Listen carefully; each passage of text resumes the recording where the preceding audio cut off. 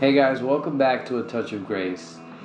Hey, listen, I wanted to touch on a subject today. I get a lot of questions. People talk to me about this a lot, and having gone through it myself, I just thought it would be a great idea to kind of take a moment and talk about, why can't we hear from God? Why sometimes we feel like God's voice has gone completely silent in our life.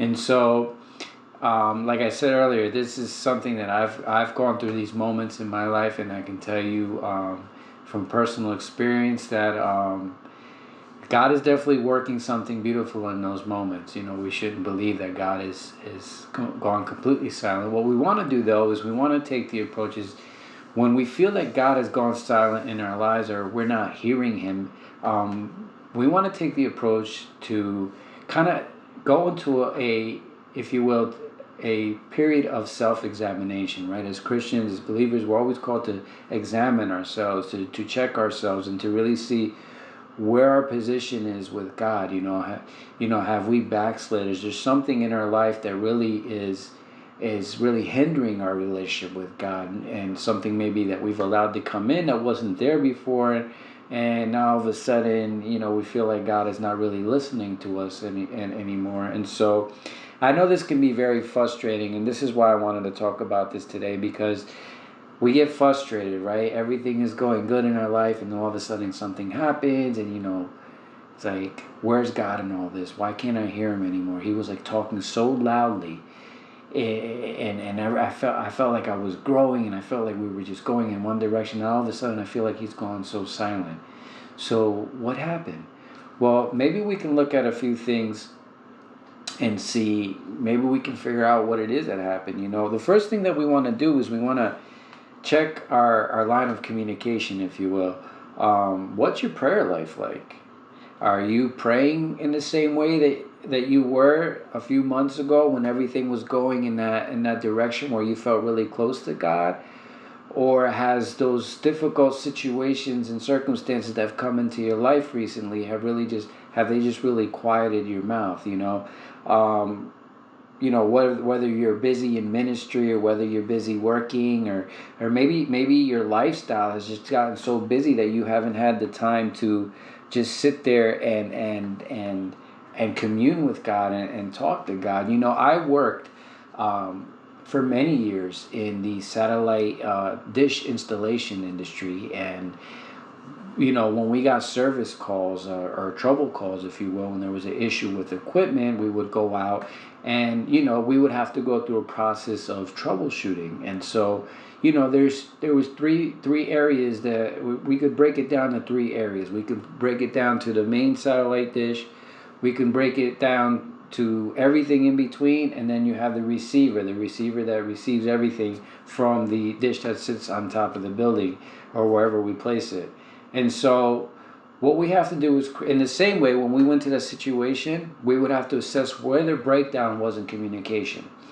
We want to learn to do the same thing in our lives with God. We want to look at where the breakdown is in our communication. And we have to understand that when we're talking to God, sometimes we expect God to speak with this loud, thunderous voice, and God speaks with that still quiet voice, as it says in 1 Kings 19 verse 12. After the earthquake there was a fire, but the Lord was not in the fire, and after the fire there was a voice, a soft whisper. So God speaks to us, but it's not going to be that loud, thunderous voice. It's that soft, that still voice that we hear. And so we have to know that even though we're not hearing God in the way that we used to, God is still speaking. Amen. He hasn't gone silent. It's just we just haven't heard. We're not listening to that small little voice. And we need to understand that the way we communicate to God is a lot different than the way that we communicate with each other. In the sense that God speaks to us inwardly. He speaks into our inner man. He speaks into our spirit.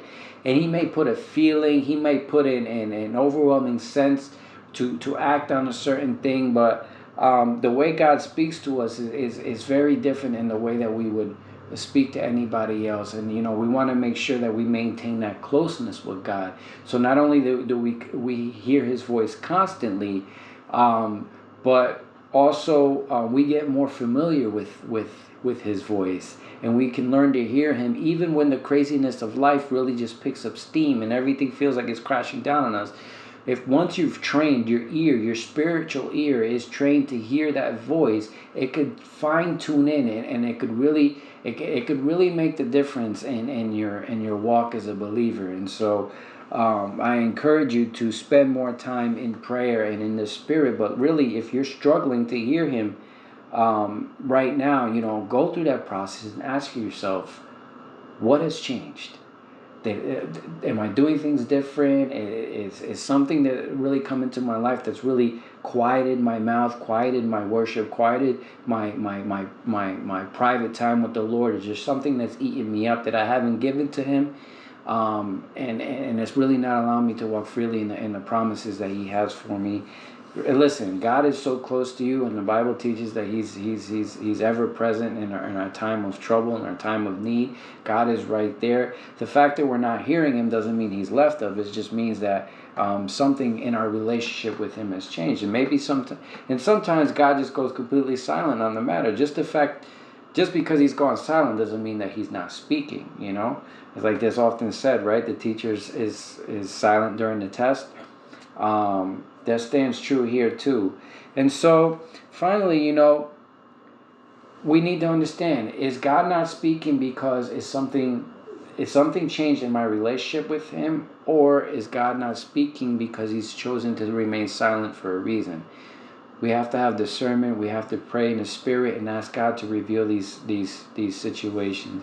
The important thing is, though, not to feel like God has left you, not to feel like God has abandoned you. I know a lot of people are going through a very difficult period right now, and they feel like God is nowhere to be found. They can't see Him. All these things are happening. My finances are being strained.